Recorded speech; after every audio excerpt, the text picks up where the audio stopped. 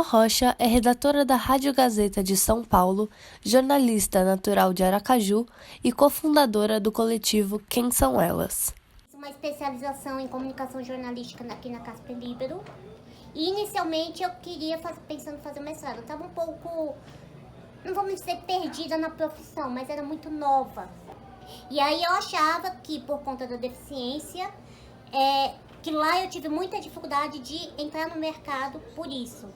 Porque as redações ainda tinham na época, ainda tem um pouco, dificuldade em contratar uma pessoa com deficiência grave. Entro na Casper como estudante na época, eu conheci a Rádio Gazeta.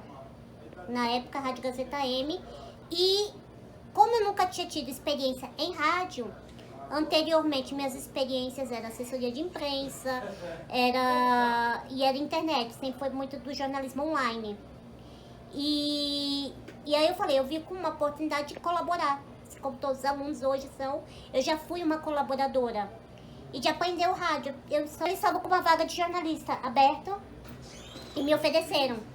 E aí eu fui contratada em novembro de 2008 como redatora e estou aqui até hoje. No meio período, dá umas 6, e eu sou responsável pelo site e pelas redes sociais.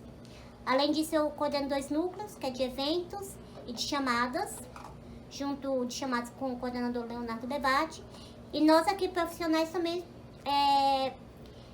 temos um trabalho mais pedagógico com os estagiários e colaboradores. Então, estamos aqui da nossa experiência, né, profissional, de esclarecer qualquer dúvida, de orientar, principalmente minha parte mais textual, né, ou de criação de pauta, de pergunta, de abordagem, até a questão da locução, de tratar com assessoria. Então, minha atividade é basicamente, hoje em dia, essa. A profissional da comunicação também tem um Instablog de criação própria nomeado Moda em Rodas. E eu sempre fui uma pessoa muito vaidosa, desde criança. Eu sou neta e sobrinha de costureira, do lado da minha mãe. Então, apesar de não ter adquirido o dom da costura, eu não sei costurar, mas eu aprendi tudo que eu sei com elas. Então, corte, tecido, modelagem, e principalmente com elas eu aprendi a conhecer o meu corpo. No meu caso, por conta da minha estatura física, né? Eu tenho menos de 1 metro de altura, peso menos de 20 quilos. Claro, eu recorro ao setor infantil. É inevitável. E o que acontecia? Eu tinha minhas redes sociais pessoais, eu postava fotos. Tem algumas mulheres com deficiência no meu hall de amigos. E elas olhavam minhas fotos e começavam a pedir dicas. Dicas que, tipo, eu vi uma foto sua, você poderia tirar a foto daquela roupa que eu queria mandar pra minha costureira?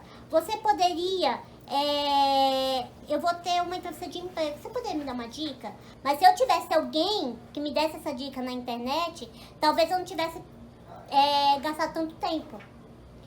E ainda tenho dificuldade de outras peças. E aí, eu já tinha vontade de criar um projeto pessoal, e eu falei, por que não?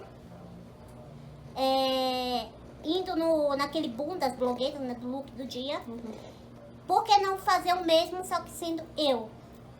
E aí, eu fiz uma busca na internet e vi que na época, há 4 anos, que não existiam mulheres com deficiência que falassem sobre moda. Elô, que tem osteogênese imperfeita, também conhecida como ossos de vidro, explica que além da autoestima, o conhecimento e convívio são as principais armas para combater o preconceito.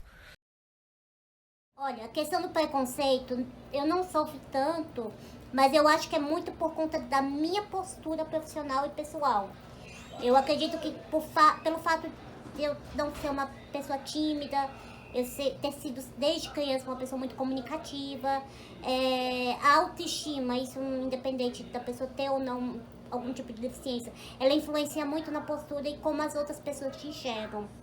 Então eu acho que a forma como eu reajo diante da sociedade me ajuda muito a não ter tido esse preconceito.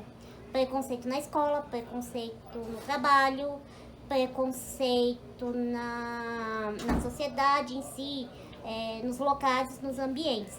Claro que assim, é muito comum as pessoas que me veem ter uma reação muito diferente de quando começa a me conhecer, de quando começa a conversar comigo. ainda vem ao lado da pessoa com deficiência como uma pessoa coitadinha, uma pessoa frágil. A mídia ainda trata essa visão da pessoa com deficiência dessa forma, entendeu? Ela está muito ligada à questão da saúde, à questão da pessoa com deficiência ao hospital, à doença. Então, quanto ainda estiver ligado a isso, a gente ainda vai ter muito preconceito. A gente ainda vai ter muita segregação na sociedade. A pessoa com deficiência, ela ocupa mais espaço na internet, no território digital do que físico. O que acontece hoje? As calçadas não estão preparadas para a circulação dessas pessoas. O transporte público não está preparado para receber. E o que isso prejudica? Quando elas tiverem dificuldade de circulação, que é a acessibilidade, elas não vão ocupar esse espaço e dificilmente a gente verá mais pessoas com deficiência nas ruas. A gente acha que não tem muita gente, mas onde elas estão?